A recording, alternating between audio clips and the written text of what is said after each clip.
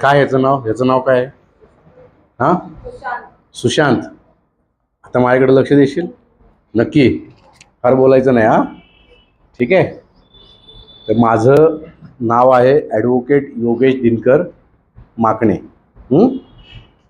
तुमच्यासारख्याच एका मराठी विद्यालयामध्ये माझं बालवाडीपासून ते 10वीपर्यंतचं शिक्षण झालेलं आहे.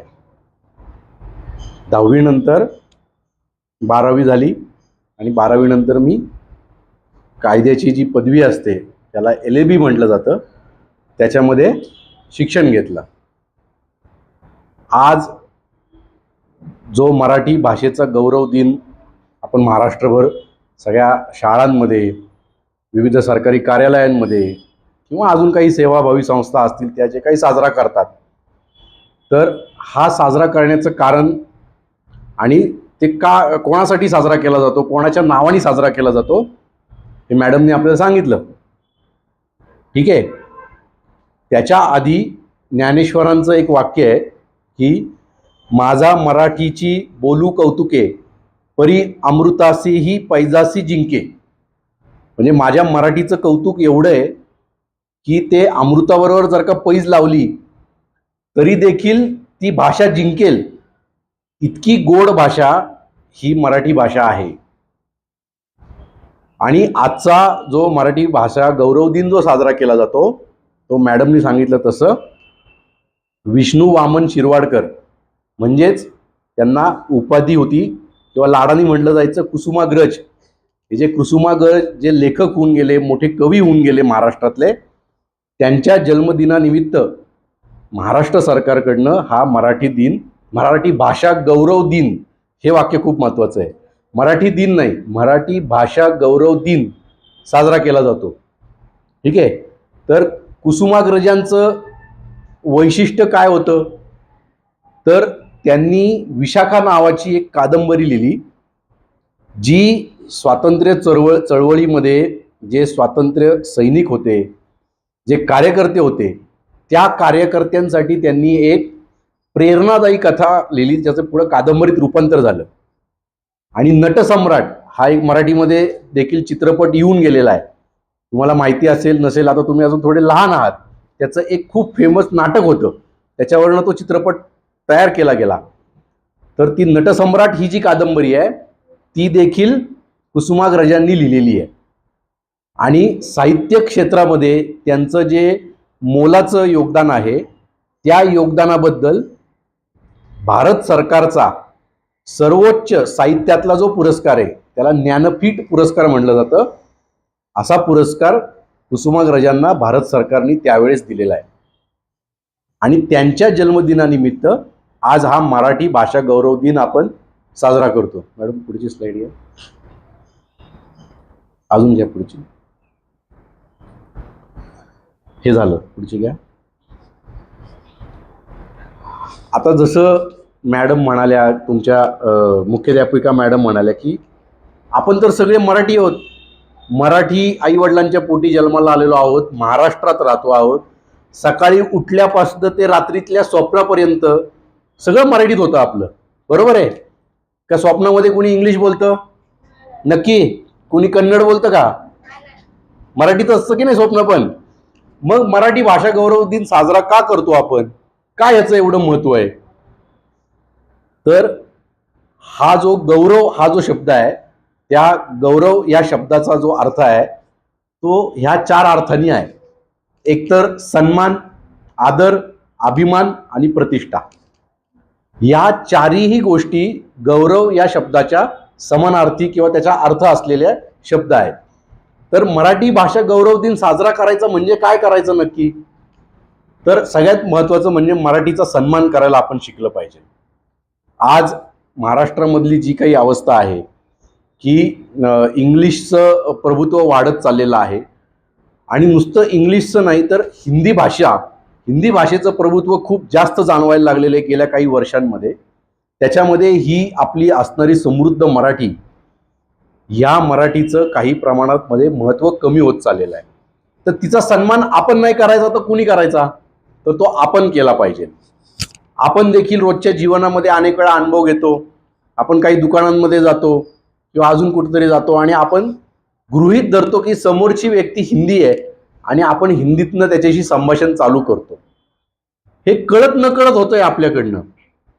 आणि म्हणून आज मी तुम्हाला सांगू इच्छितो की मराठी भाषेचा सन्मान आपण केला पाहिजे. तर तिचा सन्मान म्हणजे काय, तर आपण सर्वप्रथम मराठीतनं जास्तीत जास्त शब्द वापरून मराठी बोललं पाहिजे. आदर तर केलाच पाहिजे. ही आपली मातृभाषा आहे.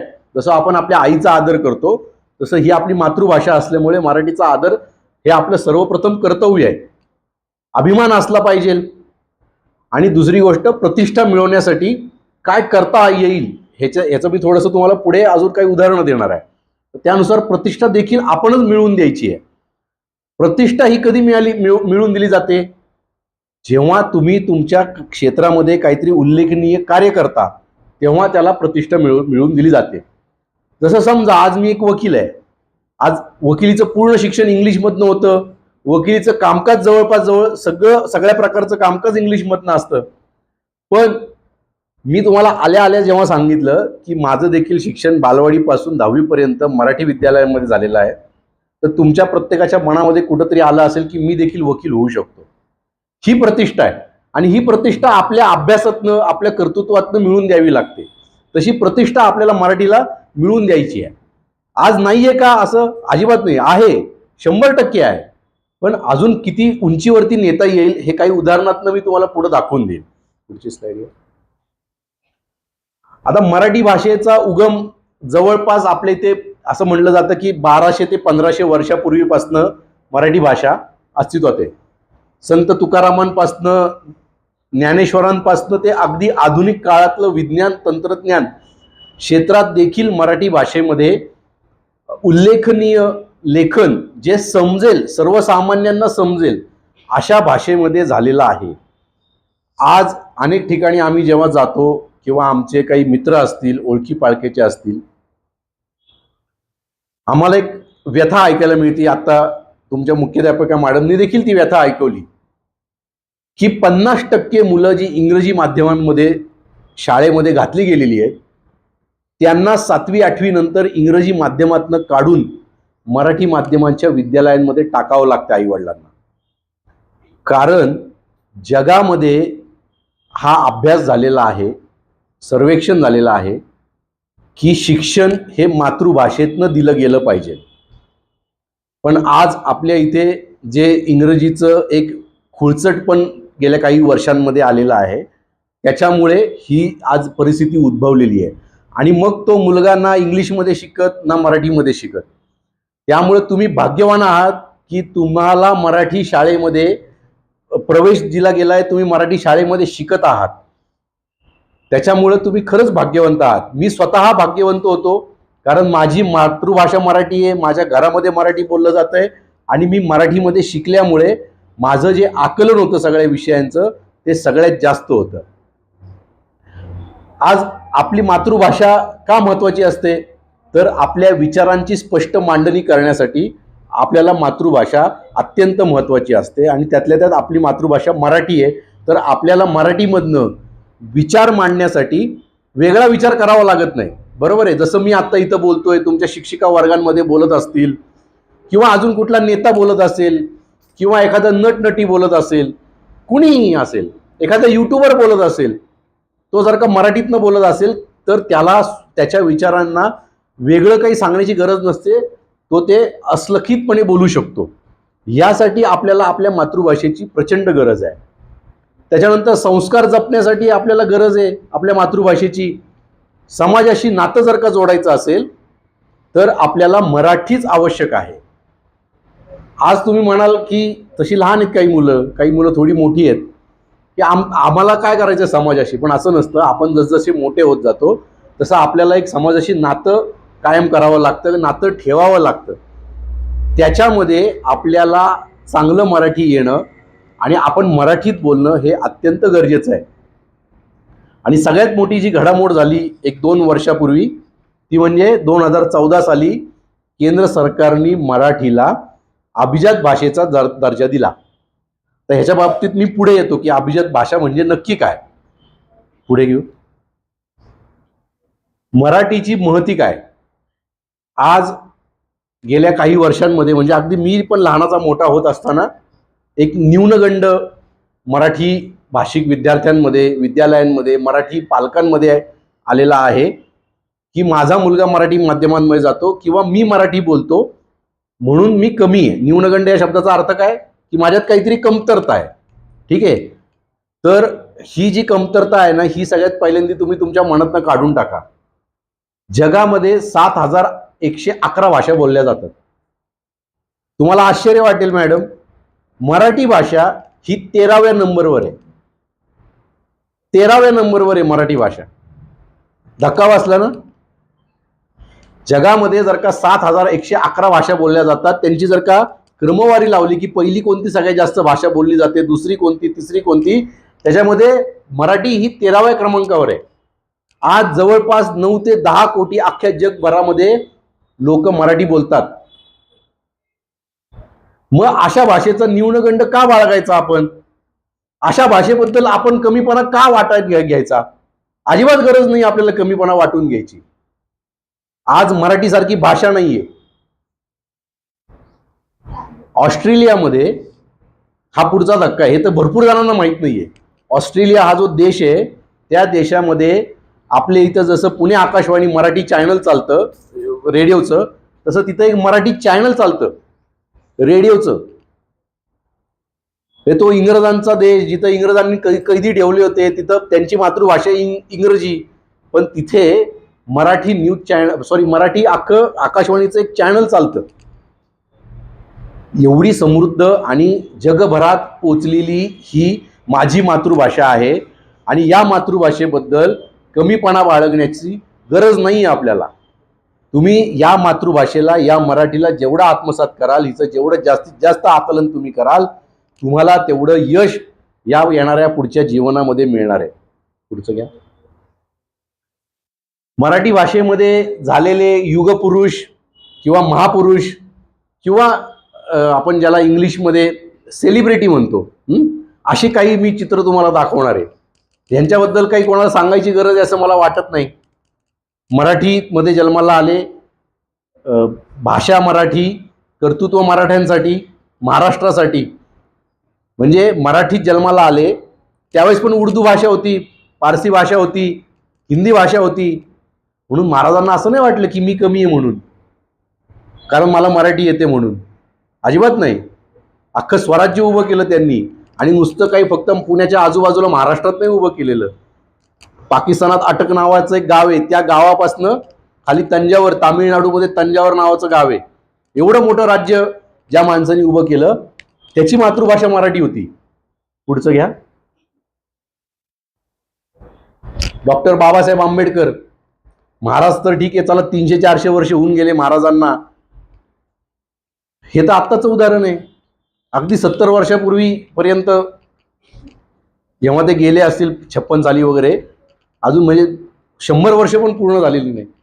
व्यक्ती मराठीत शिकलेली आहे, संपूर्णतः मराठीत शिकलेली आहे. तिला नाही वाटलं की मी मराठी शिकलो म्हणून मी कर्तृत्व करू शकणार नाही. आणि या माणसाने जेवढ्या डिग्र्या घेतल्या असतील नंतर इंग्रजी भाषेतनं, त्यांची तर मोजदाद करता येणार नाही आपल्याला. एवढ्या डिग्र्या त्या माणसाने घेतल्या. मग त्याला नाही असं वाटलं की अरे मला मराठी येतं किंवा मी मराठी आहे, मी मराठी शाळेत शिकलोय, मी आता इंग्लिश कसं शिकणार किंवा मी इंग्रजीमध्ये कशा डिग्र्या मिळवणार. अजिबात नाही.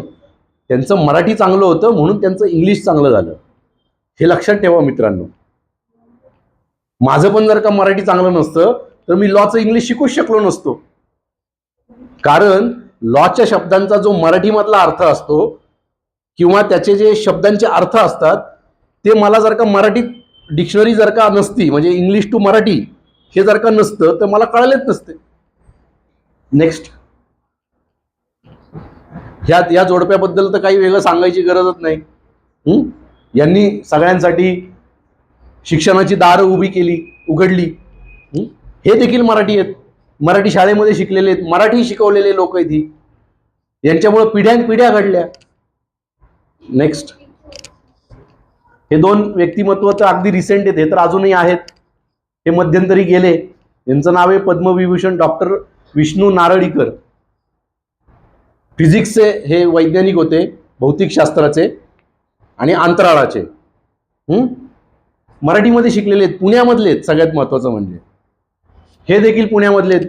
डॉक्टर नरेंद्र जाधव, सध्या जो मराठी हिंदी वाद चालू आहे त्या पॅनलचे हे अध्यक्ष आहेत.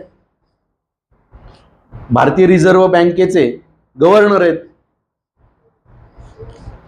सांगायचा उद्देश काय आहे की मराठी भाषेमध्ये शिकलो म्हणून कमीपणा वाटून घ्यायची काहीच गरज नाहीये. मराठी भाषा अत्यंत समृद्ध, प्रगल्भ आहे. तुम्हाला ती कुठल्या उंचीवरती नेऊन ठेवेल माहित नाही. नेक्स्ट, ह्याला ओळखता का? ह्याला ओळखता म्हणजे बघा, आता हा माझ्या लहानपणीचा नट आहे. आता तुम्ही तर माझ्यापेक्षा पण 25 वर्षांनी लहान असाल, तरी देखील याला ओळखता. मराठी भाषेत शिकलाय हा. त्याचं नाव आहे गोविंदा. पुढचं, यांना ओळखता? मराठी भाषेत शिकले ते.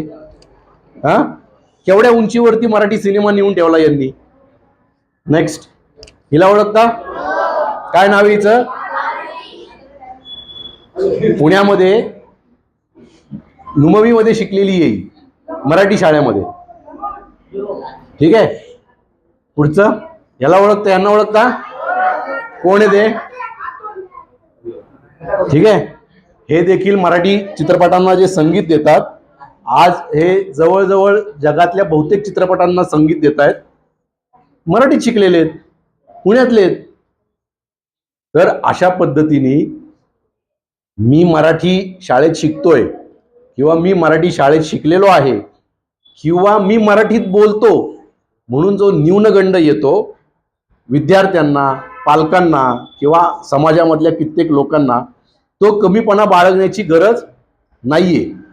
तुम्ही उलट जेवढं तुमच्या मातृभाषेमध्ये शिकाल तेवढ्या तुम्हाला सगळ्यात जास्त संधी निर्माण होतील पुढे भविष्यामध्ये. मग दुसरा प्रश्न जो विचारला जातो की ठीक आहे, तुम्ही म्हणता ते सगळं खरं आहे, पण जेव्हा आंतरराष्ट्रीय कंपन्यांमध्ये नोकरी करायची वेळ येते, परदेशात जायची वेळ येते, त्यावेळेस आम्हाला इंग्रजी महत्त्वाचं वाटतं. इंग्रजी शिकणं खूप सोपं आहे. तुम्हाला जर का तुमची स्वतःची मातृभाषा येत असेल तर इंग्रजी शिकणं खूप सोपं आहे. हे मी अनुभवावरनं सांगतो, मी दुसऱ्याच्या अनुभवावरनं सांगत नाही. मी स्वतः मराठीमध्ये शिकलेलं काही सांगितलेलं आहे. आम्हाला वकिलीमध्ये 70 ते 80% वेळा इंग्रजी वापरावं लागतं, बोलावं लागतं, लिहावं लागतं. माझं काही अडलं नाही ना, ह्या कुठल्या लोकांचं अडलं जे मी तुम्हाला सांगितलं, ज्यांचे फोटो दाखवले.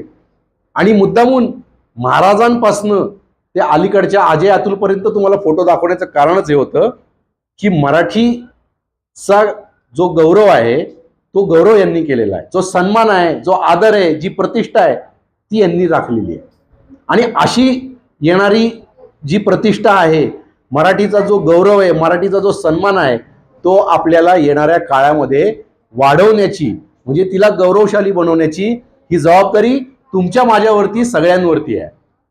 आता काही विद्यार्थी विचारतात मला नेहमी की आम्ही मराठीत शिकलो, मग आम्हाला पुढे जाऊन रोजगाराची किंवा काम करण्याची काय संधी आहे?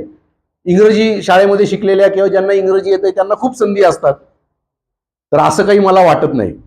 ठीक आहे, मराठी भाषेमध्ये शिकल्यानंतर तुम्हाला कुठल्या कुठल्या क्षेत्रामध्ये संधी आहेत? तर सगळ्या क्षेत्रांमध्ये तुम्हाला संधी आहे. वैद्यकीय क्षेत्रामध्ये संधी आहे, वकिलीमध्ये आहे, अभियांत्रिकीमध्ये, वास्तुविशारदमध्ये, पत्रकारिता आहे. या सगळ्या आणि असे अनेक क्षेत्र आहेत की जिथं तुम्ही मराठीमध्ये तुमचं करिअर घडवू शकता. त्याच्यानंतर आज सगळ्यात मोठा जो एक पोकळी निर्माण झालेली आहे, ती सगळ्यात मोठी पोकळी जी निर्माण झालेली आहे ती मराठी चित्रपट सृष्टीमध्ये निर्माण झालेली आहे. सगळ्यात मोठी पोकळी. आणि तुम्हाला सगळ्यांना आश्चर्य वाटेल की हॉलिवूड हे जे सगळ्या जगावरती राज्य करतं मूवीजच्या बाबतीमध्ये, त्यांनी मराठीचा अभ्यास चालू केलाय. मॅडम 10 कोटी, ते म्हणतात की 10 कोटी ग्राहक आहेत आणि इथे कोणी चांगले सिनेमे बनवायला तयार नाही असं त्यांचं म्हणणं आहे. सगळ्यात जास्त ग्राहक ते म्हणतात रिजनल लँग्वेजमध्ये, म्हणजे स्थानिक भाषेमध्ये अख्ख्या जगात कुठं असतील तर ते मराठीमध्ये आहेत. आणि इथं कोणी चांगले पिक्चरच बनवत नाही असं त्यांचं म्हणणं आहे. येणाऱ्या काळामध्ये तुमच्याकडे लेखन कौशल्य असेल, तुमच्याकडे संभाषण कौशल्य असेल, तुमच्याकडे अजून कुठलं कौशल्य असेल आणि ते चित्रपट सृष्टीच्या क्षेत्राशी निगडीत असेल, तर तुम्हाला येणाऱ्या काळामध्ये मराठीमध्ये भरपूर संधी आहे. तुम्ही चांगले युट्यूबर होऊ शकता. आज यूट्यूब, फेसबुक, इंस्टाग्राम किंवा अजून उद्या कुठलं नवीन समाज माध्यम येईल. आज माहिती तंत्रज्ञानाच्या युगामध्ये तंत्रज्ञानावरती माहिती हवी होतीये. म्हणजे तंत्रज्ञान येतं एखादी गोष्ट लोकांपुढे मांडण्यासाठी, पण ती मांडण्यासाठी जी कला लागते ती कला सादर करणारा कोणीतरी व्यक्ती असतो, बरोबर आहे. मग ती व्यक्ती युट्यूबर होते, त्याला आजकाल इन्फ्लुएन्सर म्हटलं जातं, प्रभाव पाडणारी व्यक्ती म्हटलं जातं. ते तुम्ही होऊ शकता. आज त्या क्षेत्रातही प्रचंड पैसे आहेत. तुम्ही जर का यूट्यूब, फेसबुक, इंस्टाग्राम वरती गेलेत तर माहिती देणारे कोट्यावधी व्हिडिओ आहेत आणि त्याला बघणाऱ्यांची संख्या देखील खूप आहे आणि ही संख्या दिवसेंदिवस मराठीमध्ये वाढीस लागतीये. तर तुम्हाला आश्चर्य वाटेल, तुम्हाला ध्रुव राठी मला माहिती की नाही मला माहित नाही. ध्रुव राठी नावाचा एक युवक आहे, 24 वर्षाचा युवक आहे, जो अनेक गोष्टींची वेगवेगळ्या प्रकारची माहिती देतो. सरकारची असेल, असरकारी असेल किंवा इतिहासातली असेल, भूगोलातली असेल. त्याचे जे हे आहेत व्हिडिओज आहेत ते सगळे हिंदीत नाहीत. आता एआयच्या माध्यमातून ते व्हिडिओ सगळे मराठीमध्ये केले जात आहेत आणि महाराष्ट्रातल्या लोकांपर्यंत पोहोचवले जात आहेत. तर अशा पद्धतीने तुम्हाला युट्यूबर म्हणून पण व्हायची संधी आहे. समाज माध्यमांवरती तुम्ही ब्रॉडकास्ट घेऊ शकता. त्याचप्रमाणे मगाशी मी जे सांगितलं की मराठी भाषेला जो केंद्र सरकारने अभिजात भाषेचा दर्जा दिलेला आहे, तर ह्याच्याबद्दल अनेकांना माहीत नाहीये की अभिजात भाषा म्हणजे नक्की काय. तर अभिजात भाषा म्हणजे जसं सुरुवातीला सांगितलं की 1200-1300 वर्ष ज्या भाषेला होऊन गेलेली आहेत, अशा भाषेला सरकारकडनं अभिजात भाषेचा दर्जा दिला जातो. दर्जा देणं म्हणजे नक्की काय, तर त्याच्यासाठी पैसे राखीव करणं, रक्कम बाजूला काढून ठेवणं. मग ही रक्कम कशासाठी खर्च होते, तर मराठीच्या संशोधनासाठी खर्च होते. अभिजात भाषेचा दर्जा मिळाल्यामुळे भारतातल्या सगळ्या विद्यापीठांमध्ये काही वर्षांमध्ये मराठीचा वर्ग असणं कंपल्सरी होणार आहे. आज जसा हिंदीचा वर्ग कंपल्सरी आहे सगळ्या महाविद्यालयांमध्ये, तसा सगळ्या महाविद्यालयांमध्ये मराठीचा वर्ग असणं कंपल्सरी आहे. म्हणजे ज्यांना मराठी शिकायची आहे त्यांच्यासाठी शिक्षक लागतील, प्राध्यापक लागतील, संशोधक लागतील. त्याच्यामुळे पुढे जाऊन तुम्हाला चांगल्या विद्यापीठांमध्ये मराठीसाठी तुम्ही जर का खरंच मराठीमध्ये PhD केली किंवा अजून काही त्याच्यातले एक्सपर्ट झालात तर तुम्हाला वेगवेगळ्या विद्यापीठांमध्ये नोकरी देखील मिळू शकते. एक तुम्हाला तुमच्या संबंधातलं एक उदाहरण दिलं.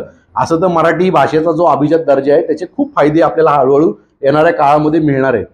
आणि म्हणून आपण मराठी भाषा बोलतो किंवा आपण मराठी शाळेत जातो म्हणून न्यूनगंड न बाळगता हे गौरवशाली आहे की आपण महाराष्ट्रात जन्माला आलो, मराठी आईवडिलांच्या पोटी जन्माला आलो आणि मराठी सारखी भाषा आपण फक्त बोलत नाही तर आपण ती शिकतो. आज मराठीमधलं साहित्य जे आहे ते अतिउच्च दर्जाचं आहे. म्हणजे जसं युरोपमधलं जसं साहित्य आहे इंग्लिशमधलं, तसंच मराठी साहित्य देखील आहे. तर मला असं वाटतं की अनेक जण मराठी भाषा गौरव दिनाच्या कुसुमाग्रजांच्या कविता वाचतात किंवा अजून वेगवेगळे काही कथा वाचत असतील किंवा काय करत असतील.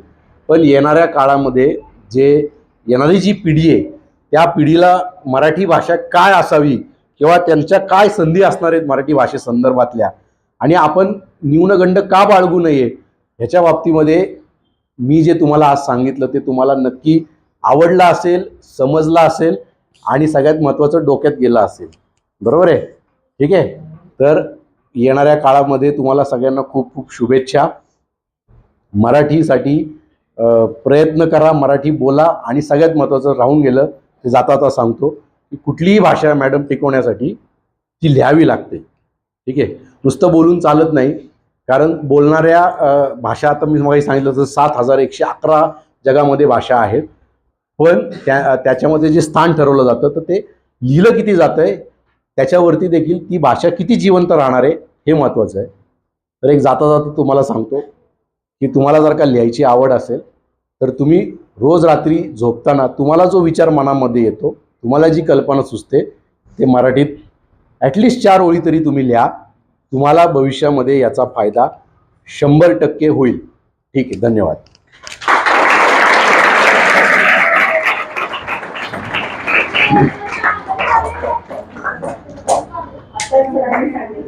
तुमच्या भाषेत तुम्हाला कसं